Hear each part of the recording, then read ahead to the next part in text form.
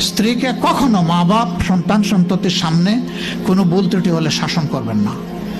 একা নিয়ে বুকে জড়িয়ে ধরে তার সমস্ত নেক কাজের স্বীকৃতি দিয়ে তারপরে বলবো যে এরকম একটা বিষয় আমি দুঃখ পাই নাই, তবে আমি চাই যে এটা তুমি কারেকশন করে নাও এবং আমি আল্লাহর দরবারে তোমার জন্য দোয়া করব। মাথায় হাত রেখে একটু দোয়া করে দেন। এর চাইতে বড় আর কোনো শাসন হয় না। কিন্তু আপনি যদি মাকে খুশি করতে গিয়ে মায়ের সামনে তাকে ধমক দেন, তার ব্যক্তিত্বের উপর আপনি তীর ছুঁড়েছেন, আঘাত দিয়েছেন, সে ফুঁসে উঠবে। সে বলবে সব উজাড় করে তোমার এই সংসারে দিলাম, আজকে তুমিই না আমাকে এইভাবে বেইজ্জত করলে। সে মানুষ তো, তার মানবিক রিয়াকশন হবে। কাজ করবো না আমরা কেউ। আমাদের জীবনের অংশ, আমাদের হাড়ের অংশ, আমাদের কলিজার অংশকে আমরা সেইভাবে সম্মান দিব ইনশাআল্লাহ।